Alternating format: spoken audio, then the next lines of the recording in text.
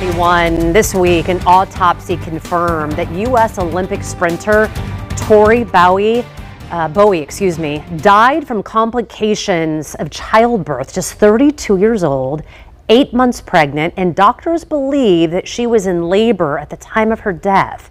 They believe she died from eclampsia and respiratory distress.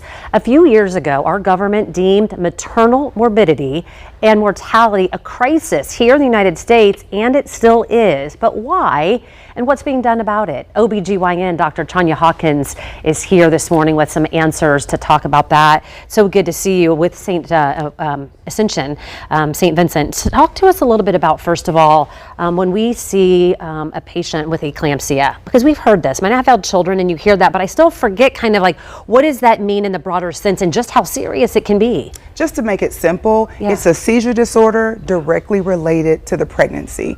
The body's sort of trying to react, and so the seizure is what happens. Most of the time, if those women are in a hospital setting, they get care immediately, and there's safety for mom and baby. Yeah, we think about healthcare in America, and I guess I'm still naive, and I think no one should be dying from childbirth in the United States of America. Many of these cases are preventable, but in your opinion, what are you saying? Why aren't they being prevented? I feel like in the Hoosier state, everyone has a game to play. Number one, we Hoosiers, we need to take better care of ourselves before, during, and after pregnancy. Number two, our hospital systems really need to aid us in access to care. Patients need to get in as soon as they can. That's the most helpful. Then the two big things I think the community can help us with: substance use disorder. We really have to get the message out that it's okay, come talk to us, we can help you. And then mental health concerns. Gun violence is also a big issue, and all those kind of came together with our maternal morbidity statistics. And I know you're on a committee, thank goodness, to study all of this, and you've been doing that I think for a couple of years, or at least a full year.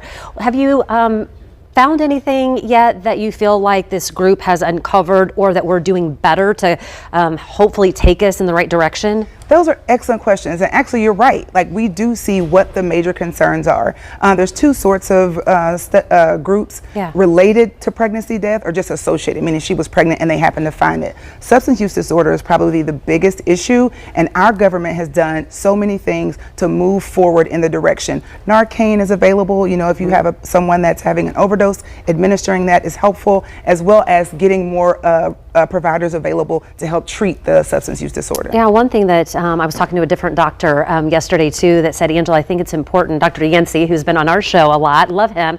He said people might not also, when they hear these numbers, just to take into consideration that car crashes and gun violence is in the maternal morbidity number. I found that fascinating, and perhaps, I don't know that you've learned this from your study yet, that why is it that in the 12 months after a woman has given birth, is she more susceptible to that? I mean, if you think about it, right after you have a baby, it's a lot of stress.